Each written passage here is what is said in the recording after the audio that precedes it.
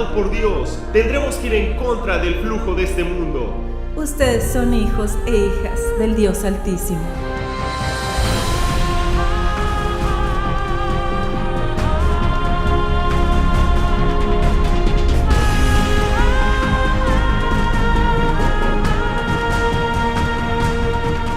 Jesús dijo, deja que tu luz brille, para que los hombres vean tus obras. Debemos ser la luz en un mundo oscuro.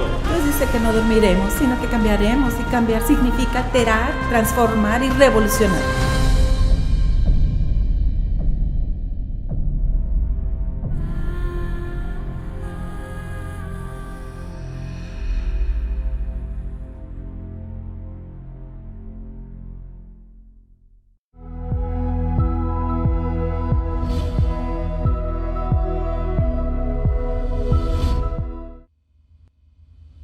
Sean bienvenidos a la sesión 3 de Guiados por la Eternidad, y esa última sesión estuvo difícil, ¿verdad? Pero esta es la cosa. Preferiría tener un miedo saludable y entendimiento y evitar problemas. Digo, si alguien camina hacia un barranco, ¿tratarás de educarlo lejos del barranco?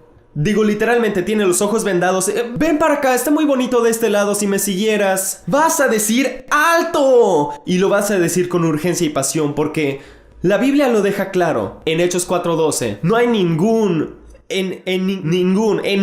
otro hay salvación. Dios no ha dado ningún otro nombre bajo el cielo mediante el cual podamos ser salvos. Y me encanta eso, podamos ser salvos. ¿Quién dice amén? Saben, y aquí está la cosa, lo escuchan todo el tiempo. ¿Cómo puede un Dios de amor enviar a la gente al infierno? ¿Cómo los envía Dios si nunca han escuchado el evangelio? Les voy a leer esto. Pues desde la creación del mundo, por medio de todo lo que Dios hizo, ellos pueden ver a simple vista las cualidades invisibles de Dios, su poder eterno, su naturaleza divina, así que no tienen ninguna excusa para no conocer a Dios. ¿Qué tal con eso? Muy bien, no hay excusa. Porque como dije en la última sesión, literalmente estoy conociendo gente en Malasia y en el Medio Oriente que están arrepintiéndose ante Dios y Jesús se les ha aparecido. Hay una iglesia en la que he predicado en Indonesia. 140,000 miembros, más de 70,000 de esos miembros solían ser musulmanes. El administrador de la iglesia, cuando estuve ahí, porque he ido 3 veces, le dije, ¿cómo te convertiste? Y me miró y me dijo, bueno, yo era un musulmán devoto, iba a la mezquita cada viernes, era un hombre muy rico. Dijo, estaba en el cuarto interior de mi casa.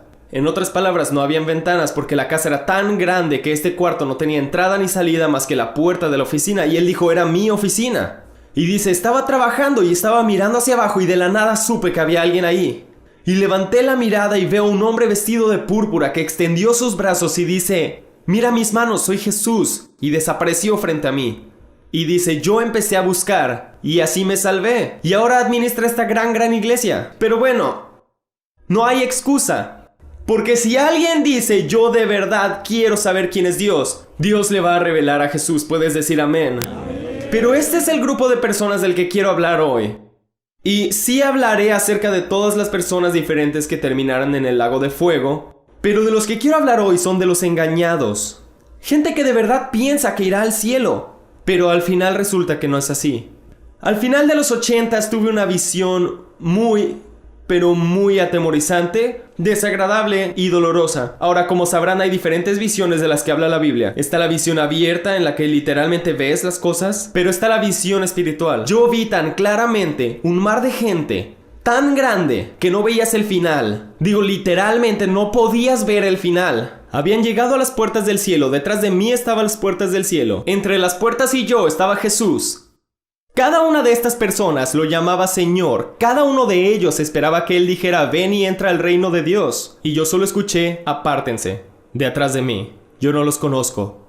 Y lo que Dios me dejó experimentar en esa visión fue el horror, la agonía en sus caras, el shock más allá de la comprensión de que estaban escuchando estas palabras. Y Dios puso una pasión en mi corazón en ese momento, no por los perdidos en las calles, sino por los perdidos en la iglesia. Quiero mostrarles más palabras de la boca de Jesús. Él dice esto, no todo el que me llama a mí. En este caso, mí es Jesús, Él es el que está hablando. Así que este no es Mahoma o Buda hablando. Este es Jesús. No todo el que me llame Señor, Señor, entrará en el reino de los cielos, sino aquellos que hacen la voluntad de mi Padre. Quiero señalar algo importante. Primero que nada, estas personas lo llaman Señor, y nota que dice Señor 2 veces. Cuando una palabra está escrita 2 veces en la escritura, es como un énfasis ahí. Como cuando Jesús dice, de cierto te digo, ¿sí? Yo creo que si hubieras estado ahí con él hubiera dicho, de cierto te digo. Lo dijo con pasión.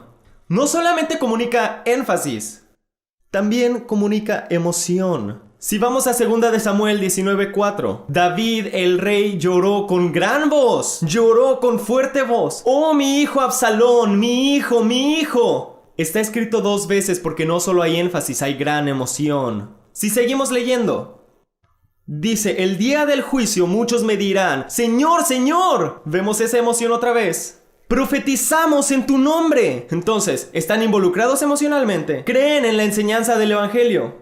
Y le dan voz al evangelio. Profetizamos en tu nombre echamos fuera demonios e hicimos muchos milagros. Así que están involucrados en el ministerio. Entonces hay que revisar.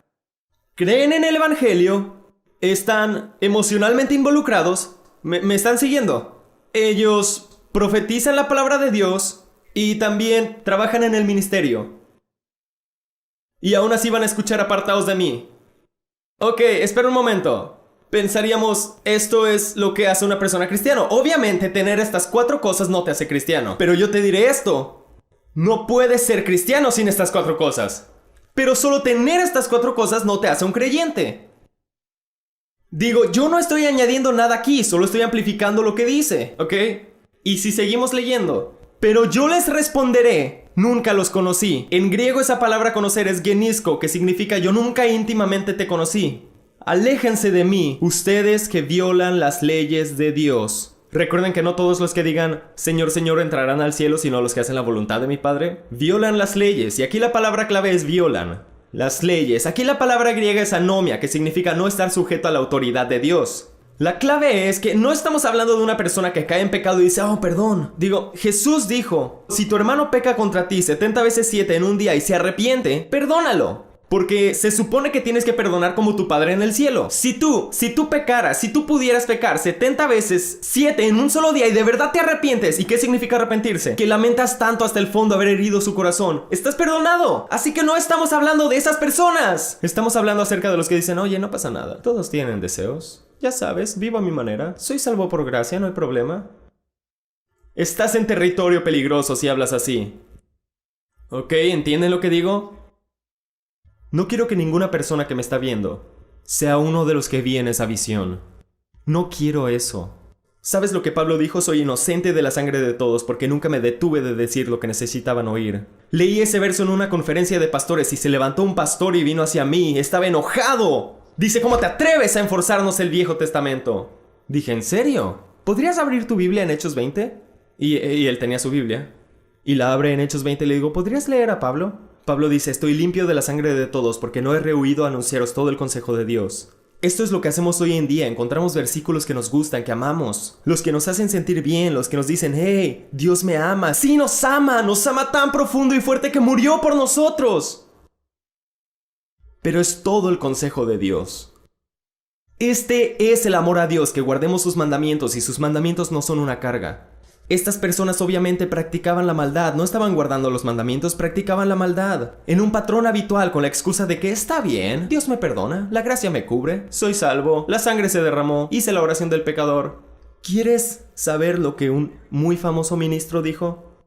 Dijo, la oración del pecador ha sido la causa de que más personas vayan al infierno que todos los bares de América. ¿Por qué? Porque quita el temor al Señor de tu vida.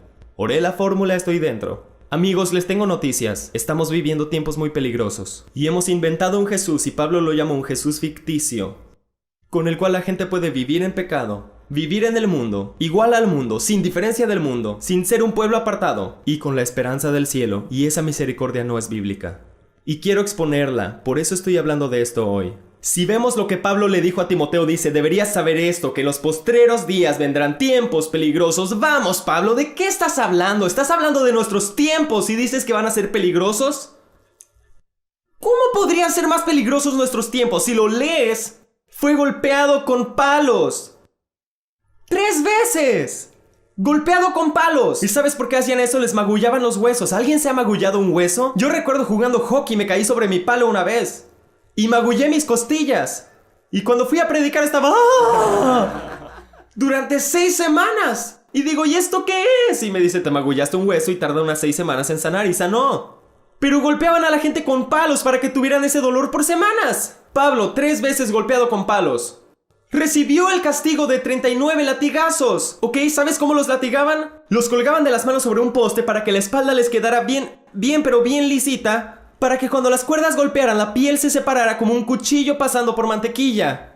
39 latigazos en 5 ocasiones. ¿Ok?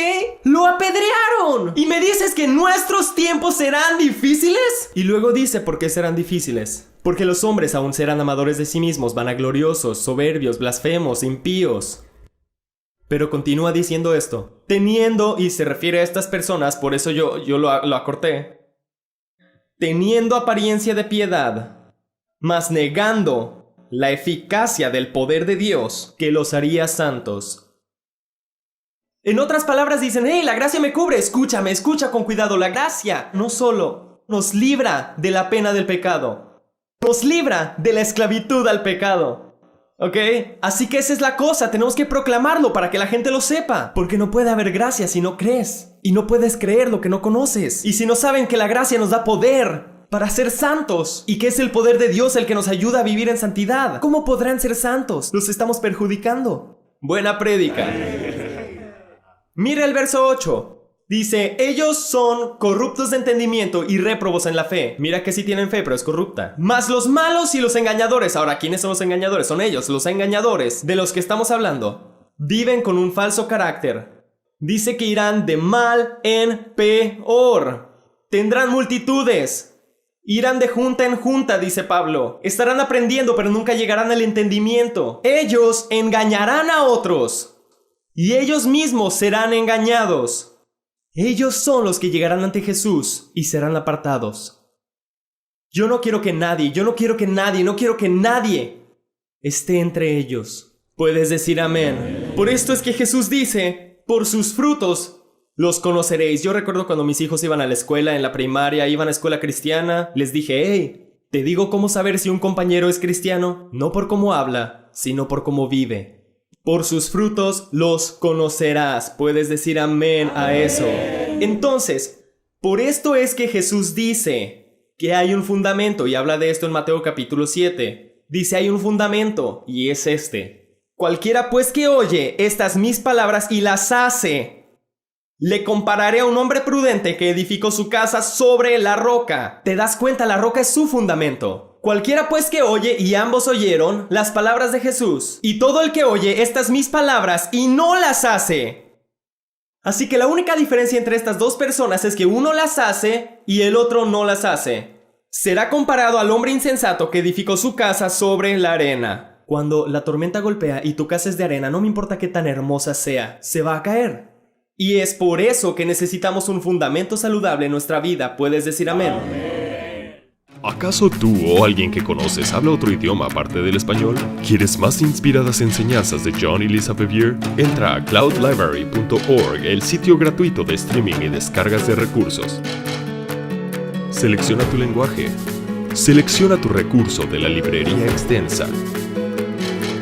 Ebooks, videomensajes, audiolibros y enseñanza, televisión, Biblias y más.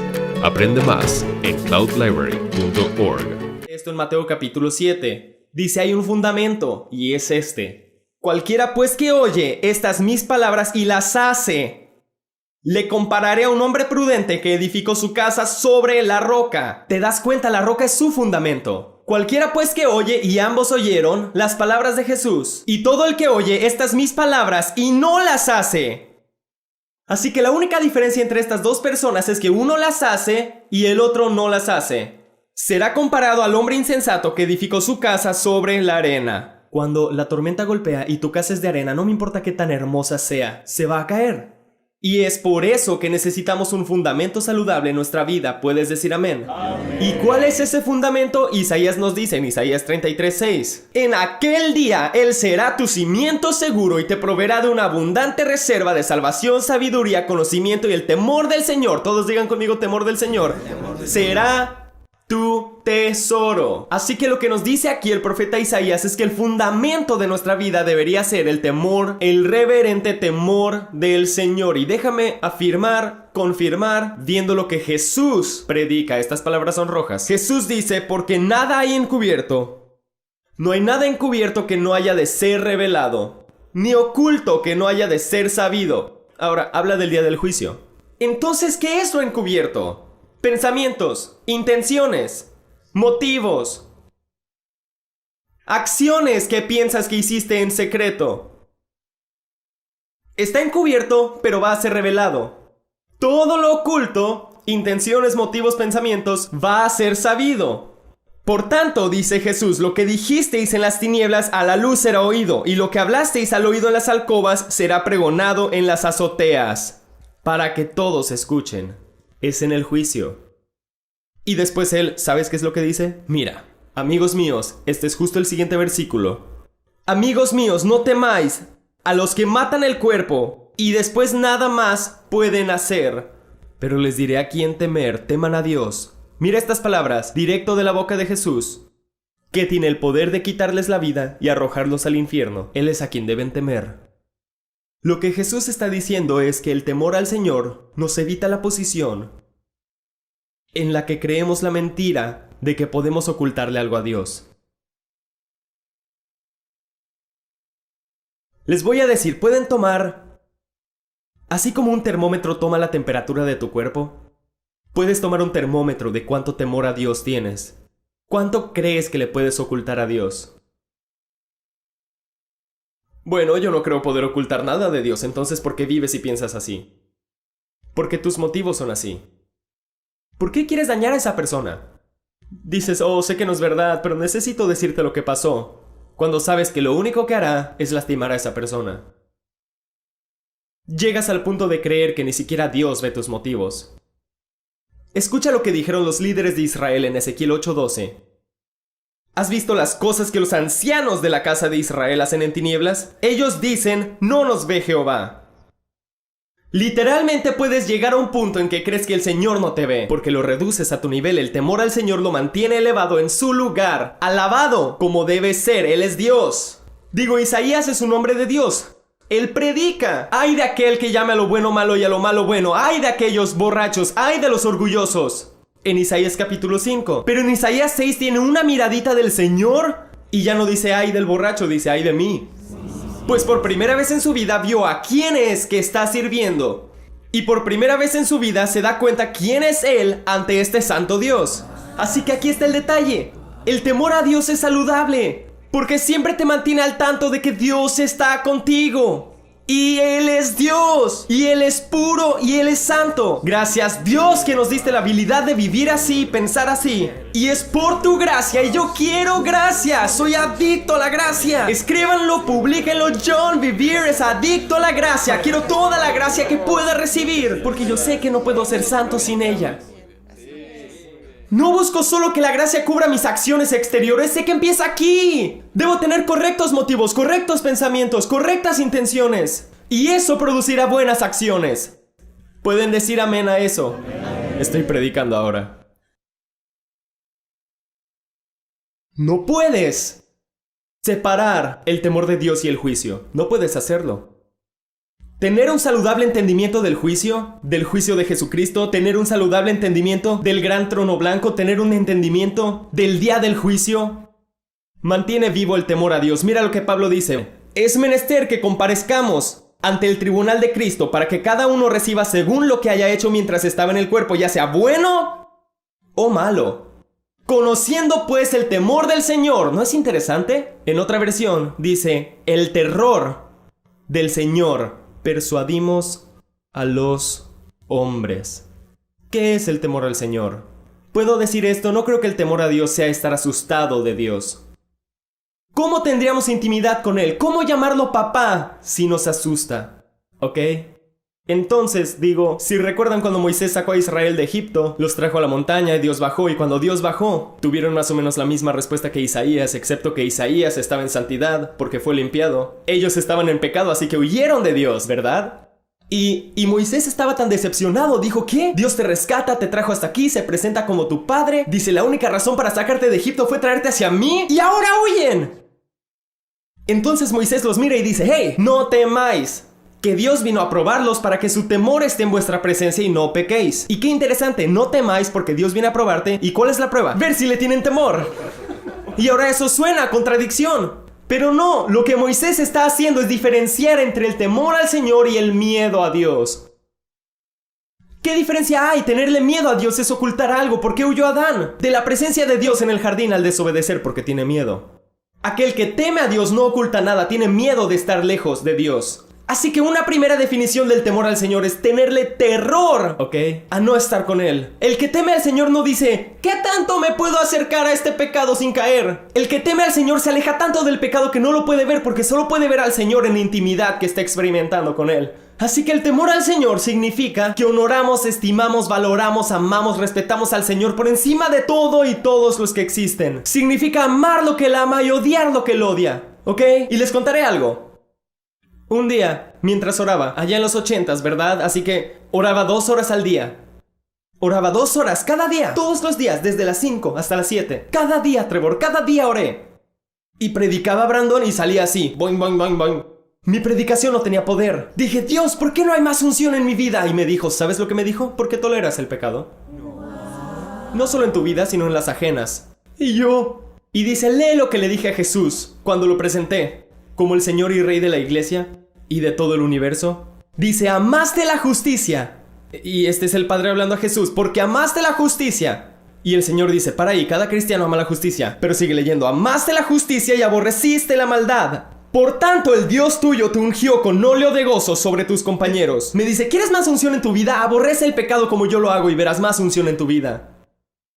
Eso cambió mi vida para siempre. Me cambió. Por eso Juan el Bautista tenía autoridad. Por eso Jesús no predicaba como los demás. Predicaba con autoridad. ¿Por qué? Porque tenía un santo odio al pecado. Si ves a Jesús, Isaías dijo, saldrá una vara del tronco de Isaí. Reposará el espíritu de Jehová, espíritu de sabiduría, de inteligencia, de consejo, de poder, espíritu de conocimiento y el espíritu del temor del Señor. Y su deleite está en el temor del Señor. Si vamos a Hebreos capítulo 5, dice que fue escuchado. Jesús fue escuchado por su temor al Señor. Hay gente orando, pero ¿son escuchados? Es lo que hay que saber. Se requiere temor al Señor para ser escuchado. ¿Me entienden lo que estoy diciendo? ¿Están todos conmigo?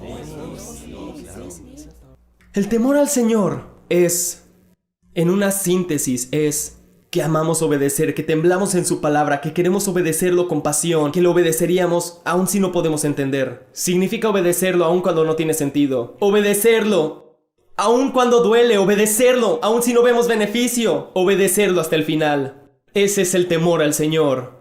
La manifestación del temor al Señor, por lo tanto, es obediencia a su palabra. Esa es la manifestación del temor al Señor. Quiero mostrarles algo que Pablo dijo a los filipenses. Esto es increíble.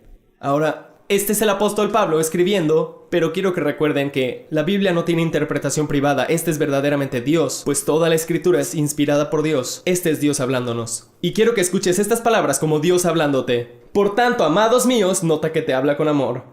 Por tanto, amados míos, como siempre habéis obedecido, no como en mi presencia solamente, sino mucho más ahora en mi ausencia, ocupaos de vuestra salvación con temor y temblor. Temor y temblor causan obediencia a Dios cuando no lo puedes ver, cuando no puedes sentir su presencia.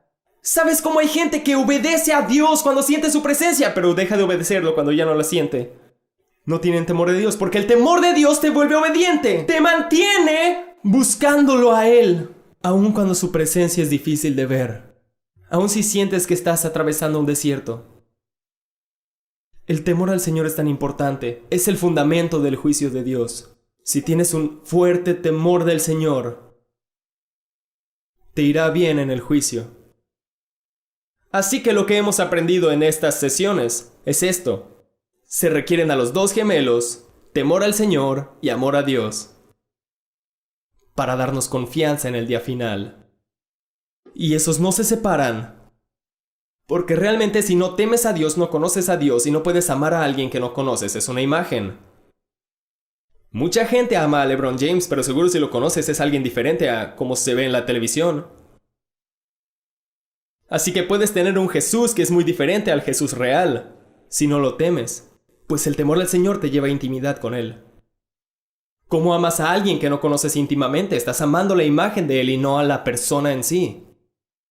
Así que es el amor a Dios y el temor a Dios que nos da la confianza para el juicio final.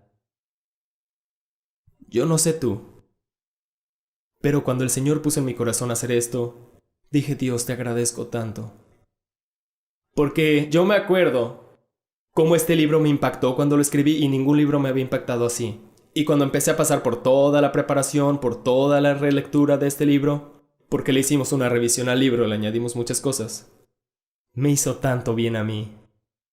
A mí. Amén. El temor al Señor es bueno. Cuídenlo, pídanlo a Dios, no lo dejen ir.